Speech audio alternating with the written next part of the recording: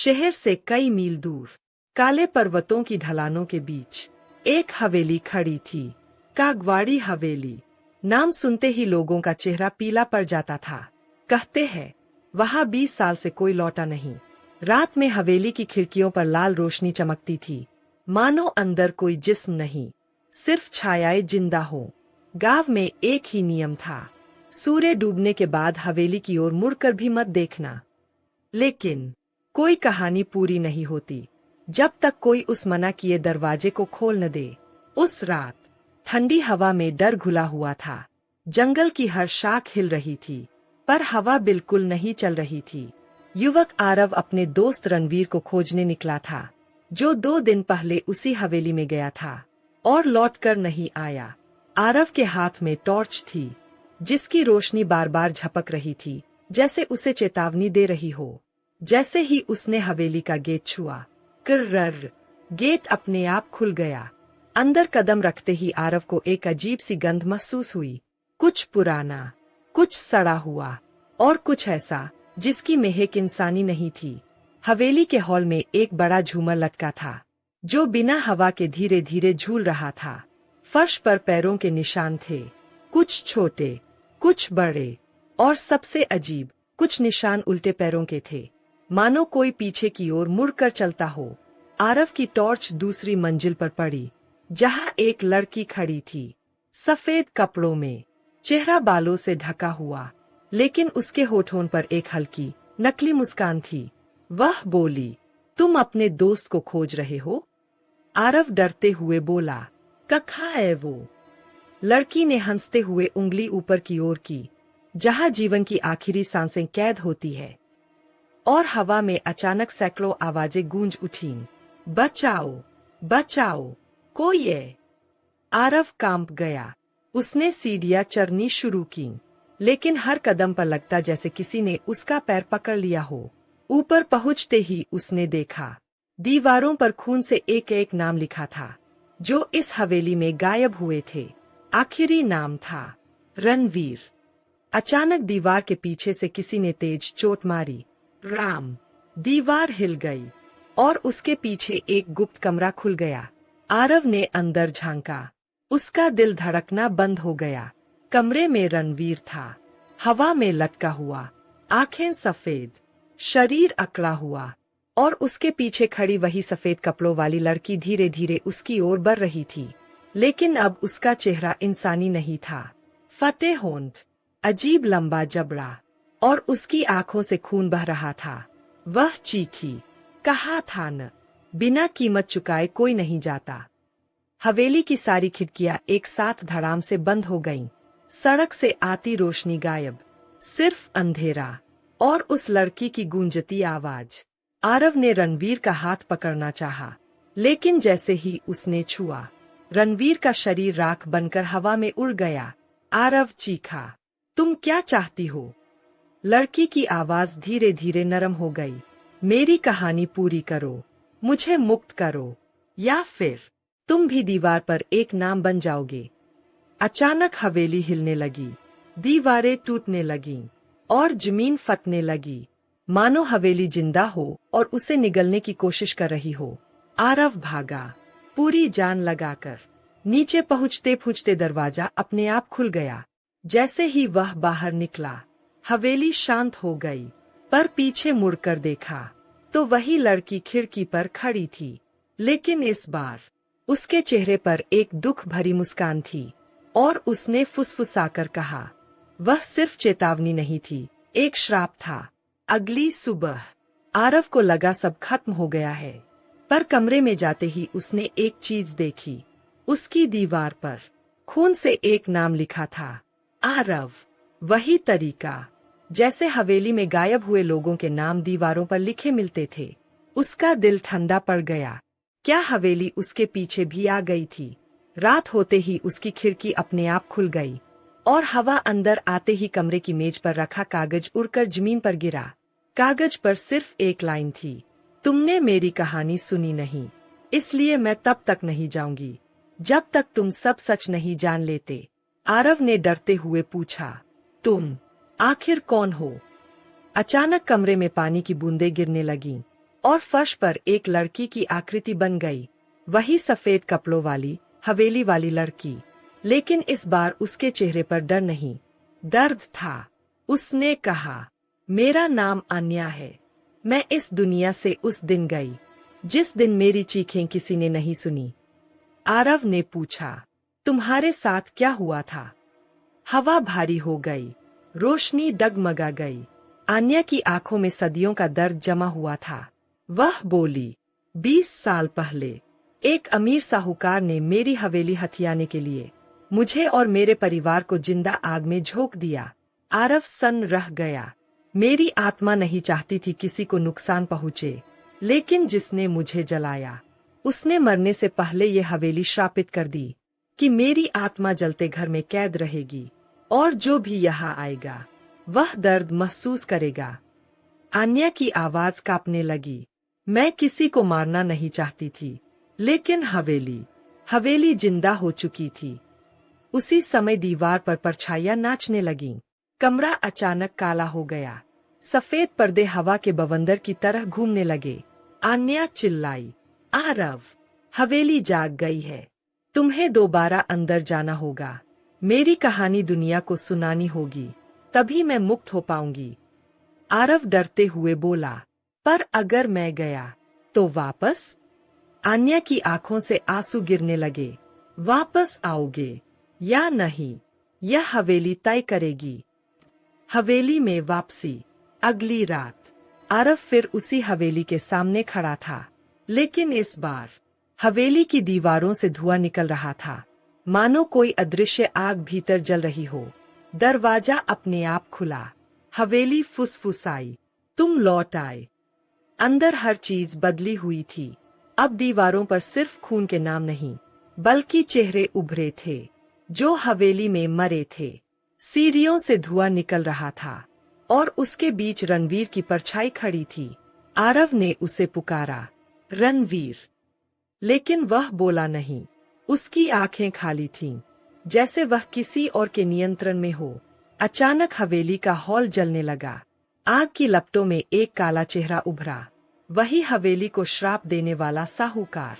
वह दहाड़ा, कोई मेरी हवेली से मुक्त नहीं हो सकता। अन्या अचानक आरव के सामने खड़ी हो गई। उसकी आंखों में प्रकाश था। अब वह डरावनी आत्मा नहीं, एक जली, घायल, लेकिन सच्चाई खोजती आत्मा थी। वह चीख कर बोली, शक्ति उसे नहीं, सच को दो। हवेली को सच्चाई सुनाओ। मेरे साथ जो हुआ दुनिया को बताओ। आग पीछे हटने लगी, दीवारें रोने लगीं। हाँ, सच कहो, सच कहो। आरव ने पूरी ताकत से अपनी आवाज हवेली में गूंजा दी। अन्या ने किसी का कुछ नहीं बिगाड़ा, उसे धोखे से जलाया गया। उसकी आखिरी इच्छा थी कि उसकी कहानी सुनी जाए। आज मैं पूरी दुनिया के सामने उसकी सच्चाई कहूंगा। एक पल में हवेली की दीवारें सफेद हो गईं, जैसे सदियों का श्राप पिघलकर बह गया हो।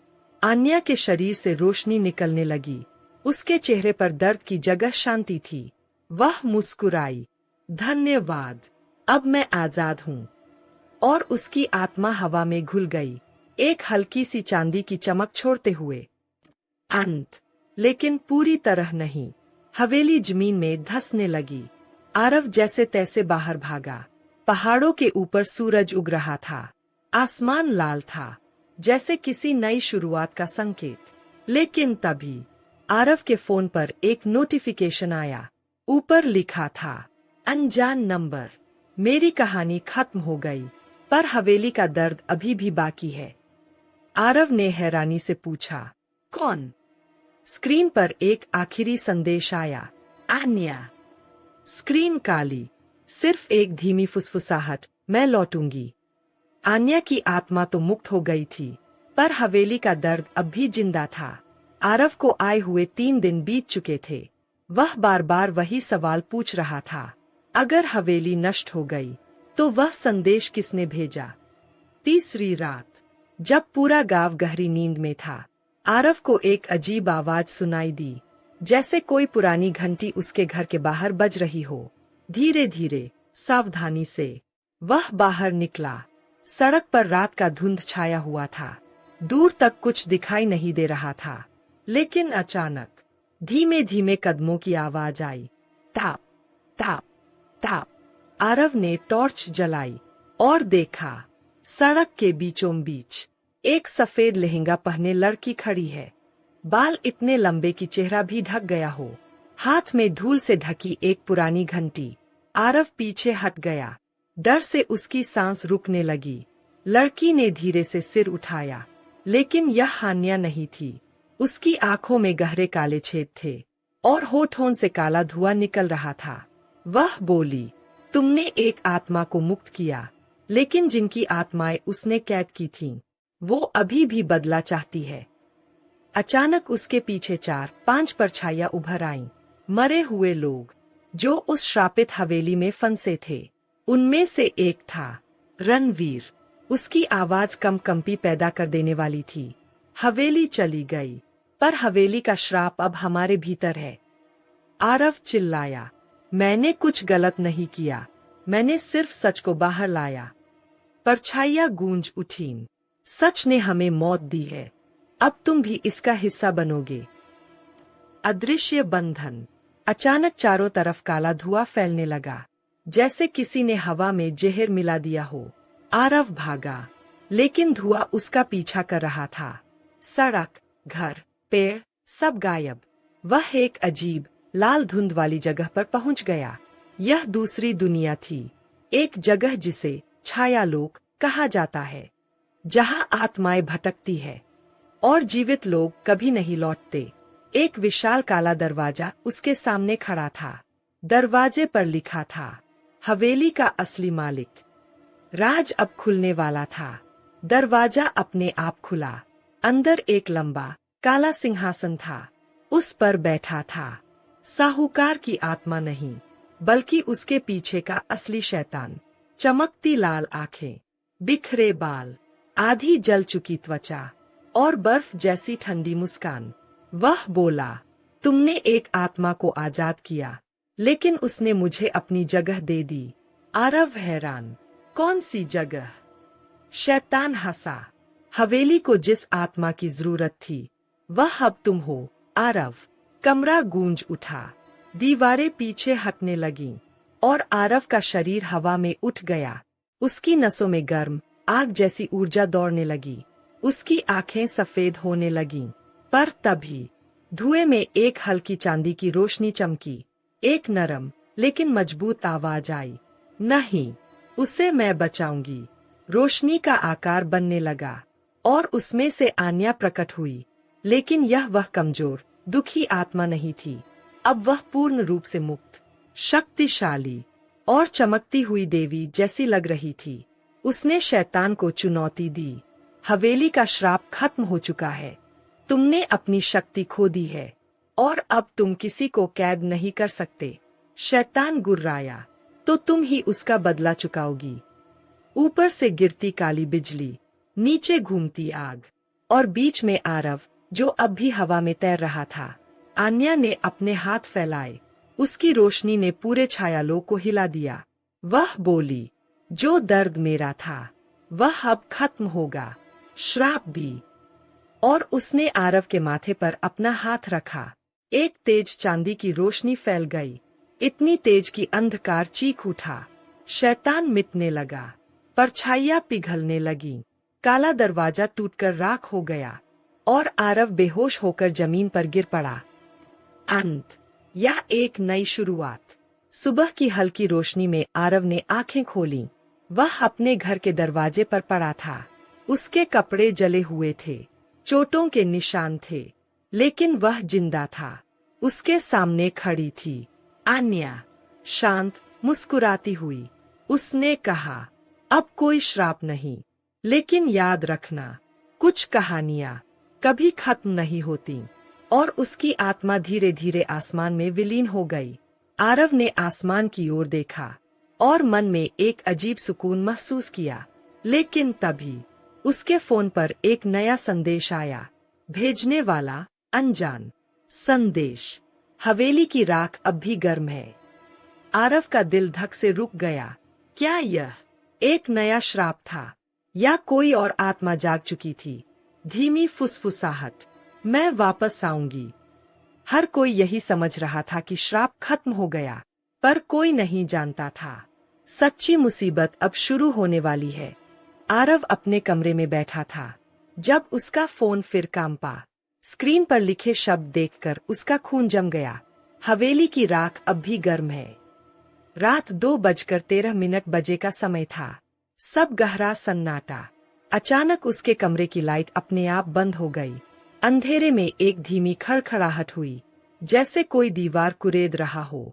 आरव ने टॉर्च जलाई और देखा, दीवार पर राख से लिखा था, मेरी नींद किसने तोड़ी।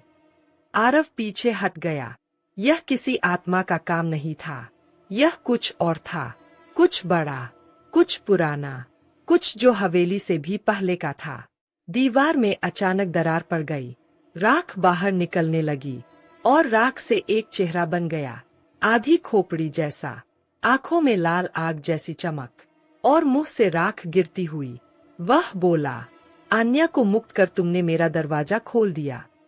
आरव ने कांपते हुए पूछा, तुम कौन हो?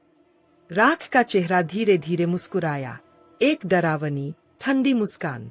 मैं हवेली का श्राप नहीं, श्राप का जन्मदाता हूँ। अचानक पूरा कमरा हिलने लगा, खिड़कियां टूटने लगीं और हवा में उड़ती राख ने इंसानी आकृतियां बना लीं। अंधेरे में एक परछाई धीरे धीरे उभरने लगी। वह कोई इंसान नहीं था, लंबा, काला, राख से बना हुआ शरीर। उसके पीछे हजारों आत्माओं की चीखें। उसने कहा, आन्या, साहूकार, हवेली, ये सब मेरी बनाए हुए थे। तुमने मेरी कैद कमजोर की है, अब मेरी भूख बढ़ गई है। और उसकी उंगलियां राख की ब्लेड बन गईं। आन्या की वापसी, पर इस बार अलग। आरव डर के मारे चीख उठा और तभी कमरे में एक चांदी की रोशनी चमकी। आन्या फिर प्रकट हुई, लेकिन इस बार वह पहले जैसी शांत नहीं थी। उसका चेहरा गंभीर था, आंखों में तेज चमक, जैसे वह किसी बड़े युद्ध के लिए तैयार हो। वह बोली, आरव, तुमने जो देखा वह असली श्राप है। हवेली सिर्फ उसका दरवाजा थी। राख का दैत्य गुर्राया, तुम मुझे रोक नहीं सकती, लड़की। आन्या चिल्लाई, तुमने मेरी मौत का फायदा उठाया, अब तुम्हारा अंत होगा। दोनों के बीच युद्ध शुरू हो गया। राख की काली लपटें, आन्या की चांदी की रोशनी। घर की दीवारें फटने लगीं, फर्नीचर हवा में घूमने लगा, छत कांपने लगी। आरव एक कोने में फंस गया। वह चीख रहा था, रुको, तुम दोनों मुझे मार दोगे। पर दोनों सुन नहीं रहे थे। यह लड़ाई इंसान के लिए नहीं, दुनिया के लिए थी। सबसे बड़ा ट्विस्ट, जब लड़ाई अपने चरम पर थी, राख के दैत्य ने अचानक एक गुप्त बात कही, लड़की, तुम सोचती हो मैं हवेली में रहता था? नहीं, मैं तुम्हारे अंदर था। आन्या रुक गई, उसकी रोशनी डगमगाने लगी। दैत्य हंसा, तुम्हारी मौत का गुस्सा, तुम्हारा दर्द, तुम्हारी चीखें, यही मेरी असली शक्ति थी। आरव को एक झटका लगा, तो क्या सच में आन्या श्राप की वजह थी, या श्राप उससे पैदा हुआ? आन्या रो पड़ी, उसकी आंसू चांदी बनकर हवा में उड़ गए। दैत्य गरज कर बोला, आरव, अगर तुम उसे बचाना चाहते हो तो खुद को मुझे सौंप दो। आन्या चीखी, नहीं, ऐसा मत करना। लेकिन आरव के पास कोई और रास्ता नहीं था। वह आगे आया, उसने कहा, अगर किसी को पीड़ित होना है तो वो मैं होऊंगा। दैत्य ने हाथ बढ़ाया, उसकी राख की उंगलियां आरव के दिल के पास आईं। पर तभी आन्या ने अपनी आखिरी शक्ति जुटाकर आरव को जोर से पीछे धक्का दिया और खुद दैत्य में कूद गई। एक भयंकर विस्फोट हुआ। पूरी दुनिया कुछ सेकंड के लिए सफेद हो गई। जब रोशनी कम हुई, राख का दैत्य गायब था और आन्या भी। सिर्फ एक जली हुई राख की रेखा जमीन पर पड़ी थी। आरव टूट गया, घुटनों के बल बैठ गया। उसने रोते हुए कहा, तुमने मुझे क्यों बचाया? कमरे में एक हल्की फुसफुसाहट गूंजी, क्योंकि मेरी कहानी तुमसे शुरू हुई थी और अब तुम पर खत्म नहीं होनी चाहिए। और हवा में एक आखिरी चांदी की चमक बिखर गई। एंड क्रेडिट सीन जैसा ट्विस्ट। 2 दिन बाद गांव के पास की नदी में लोगों को राख का एक छोटा डिब्बा मिला। डिब्बे पर लिखा था, यह खत्म नहीं हुआ, यह फिर शुरू होगा। और डिब्बे के अंदर एक सफेद लड़की की टूटी हुई चूड़ी थी। स्क्रीन काली।